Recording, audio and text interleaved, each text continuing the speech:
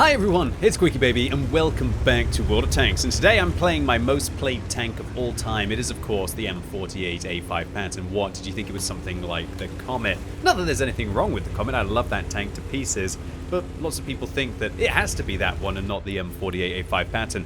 I love this vehicle because it's so varied, so much so that I've decided to get it on another account. As you can see at the top of the screen, I'm playing on my Plays for Free account, an account which I never spend any money on at all.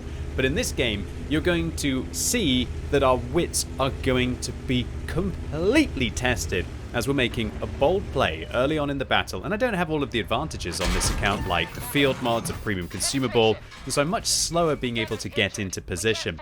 And immediately in this battle we've been reduced by our hit points to 300, but luckily I tracked the 277, we locked him in place.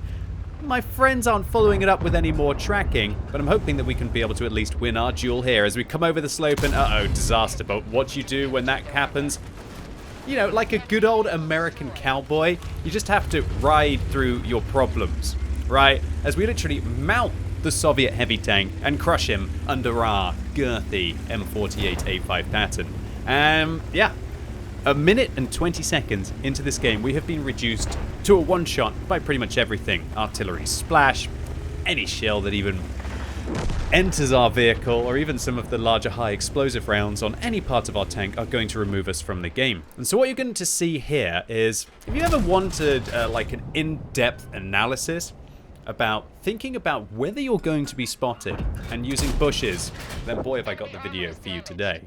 This isn't just going to be me dumping rounds at tanks that are outside of the maximum spotting distance of 445 meters, because I really don't think that's going to win this battle.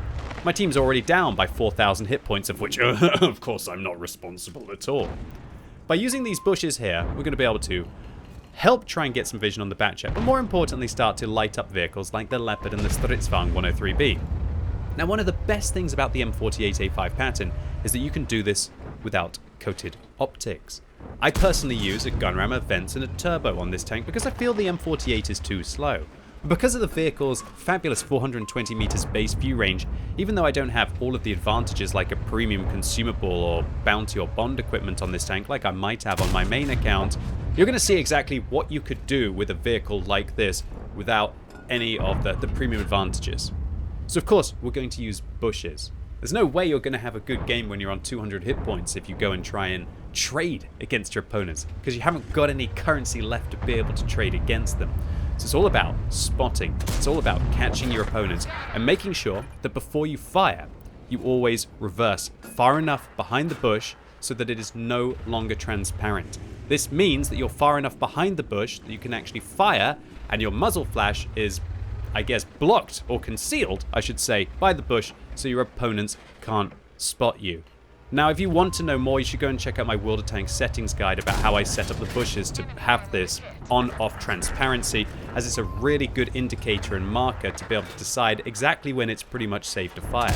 And we can see that even in a tank like this, where I've pretty much only got about 15% camera rating, I think, on this vehicle when I'm on the move, because it is a big old boy, we are hidden against a Batchat that is down below, and we can be able to put rounds after rounds into them. So we started off this engagement with, I guess, about 800 damage done to the Object 277, and we were already up to 4,000 combined while being on a one-shot. And it's purely about using bushes and also thinking about where your opponents could possibly be and they could spot you from. So you'll notice that when I was engaging the FV4005, it was more of a case of that I wasn't worried about getting spotted by the FV405, I was worried about getting spotted by the Batchat. And you'll notice that now the 279E has entered into our spotting circle. As soon as an opponent is within 445 meters, if you think that they have more than about 445 meters view range, if you fire, it reduces your camera rating so much that it's very likely that they're going to be able to spot you, especially towards the high tiers. And you'll see that I actually decide to go closer to the rock there to avoid the vision of the 279E. Because rocks are even better than bushes, right? You don't even have to go too far behind them for them to be able to conceal your position. That is a full health Object 279E just YOLOing his way through the map. And you'll see that I'm not willing to fire there because I wasn't quite concealed by the bush. We go forwards into the bush to be able to spot through the bush, but then we have to find a position as awkwardly as we can to still have a shot where the bush is concealing our muzzle flash, but we're far enough behind it for it to no longer be transparent. And there's our shot. And we managed to begin the mammoth task of getting rid of this Object 279E. You'll see that I can't quite manage to reverse far enough behind the bush there to be able to remain hidden. And I'm very worried right now about getting spotted on my left here because of the gap in the bush. So you'll see that I actually waited for the Object 279E to go behind the rock in front of me before I went through that gap. That's something that I've only just been really noticing recently in my games on Prokhorovka, where the tiny little gaps in the bushes can be make or break for you remaining hidden. And just like that, we've used the bush to be able to get rid of the entirety of an Object 279E. Dare I say that maybe there's even a tiny chance that we could even come back into this game. Possibly the dream is real. While doing 5,000 damage and 3,000 assistance, we've changed that 800 pure damage result into now being an 8,000 combined result. So if you were going for something like marks of excellence in your vehicles, then this is just the dream really. The complete upscale or up trading of your HP, i.e. losing none but being able to claim as much as you can. Now, this is only possible, of course, when the enemies are playing in a nonchalant fashion. Do you really think that the Object 279E would have driven across that map unless he was on full health, unless his team was up by 4,000 or 5,000 hit points? And I can imagine that the 279E is now starting to sweat at the idea that maybe they just threw this game. Let's see if we can try and put that sweat into an advantage. I'm using this bush now to try and see if the Kranvang or 60 TP is going to do anything stupid. But realistically, what the enemies are going to do now is they're actually going to use the edges, the fringes to be able to get in. Now this is a very interesting moment of the replay. Watch, T124 just points his gun directly at me, but I wasn't spotted until I actually fired, and I just missed the shell. Now that was, I guess, a bit of a panic shot by me. Sometimes you can't actually wait for Sixth Sense to go off because it's too late and your opponent has already taken a swipe at you. So I decided to fire, thinking there's no way that the T124 will randomly point his gun towards me, preemptively thinking about whether the Sixth Sense goes off. And oh dear, there's an STRV-103B. Luckily, our heat rounds are able to go through his lower plate. We repair, and I'm thinking, let's pressure, let's pressure. Oh. I guess the dream was more of a nightmare, as that pesky leopard must have been able to sneak in along the rock formation that you see here and got into a bush and finally finished off my shenanigans. And I guess it's very apt that it is somebody using a bush against me that stops me from continuing to dominate this game by using bushes, right? 5,700 damage, pretty much 5,000 extra that we've added on since we had those 215 hit points and 3,000 spotting. On my free-to-play account, if this was not a good example of trying to use game mechanics to your advantage and making sure that you're using the bushes correctly and not greedily, and I don't really know what would be in World of Tanks. Unfortunately, in this situation, where I was really hoping this was going to be a dream, yeah, it kind of descends into a bit of a nightmare as our opponents just outflank us and outplay us. But this was nearly one of those hero comebacks in World of Tanks where you can change the game into your team's favor, again, through knowledge of game mechanics.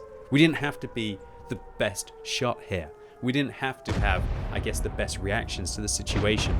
It's kind of like a game of chess, World of Tanks, and there's very few better examples than this about how important it is to master those mechanics to be able to outperform or outplay your opponents, at least until one gets into a bush and pounces on you like the leopard did. The consolation prize, however, was that because we hit one of our blind shots and we do over 6,000 damage in this game, we actually end up nailing a high caliber. And because we got a high caliber, we got some of the compensation for courageous resistance that ups our experience and also kind of makes up for a little bit of those gold rounds that we had to fire to try and come back into that game against the 279E and against the T124. Netting us 9,000 combined in the M48A5 pattern, of which over 8,000 was done after, we had to ride the 277 to death and was on a one-shot for the pretty much entirety of the game. So it's always a little bit of a joke around my stream that I always seem to play better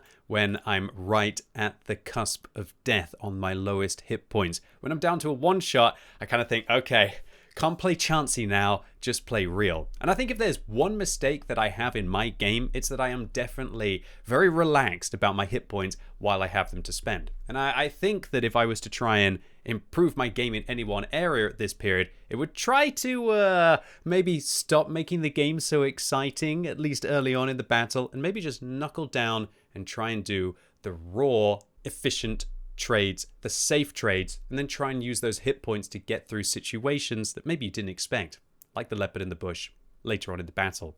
And so I'd like to challenge all of you out there. What can you manage to do when you've lost all of your hit points in a battle? Don't give up. There's always still a chance you can manage to come back. And even if it looks like it's going to be an absolute disaster of a game and you're down to a one-shot right from the beginning, who knows? Even when you're playing free-to-play M48A5 pattern against a wealth of very scary tanks on the enemy team, maybe it's still possible. Anyway, ladies and gents, boys and girls, that was it for today. Really hope you enjoyed this deep dive into game mechanics and also the free-to-play gameplay on the M48A5 pattern. If you did, make sure you give the video a thumbs up. If you hated it, however, give it a thumbs down. As always, thank you so much for watching. You've been epic, and hopefully I'll see you soon.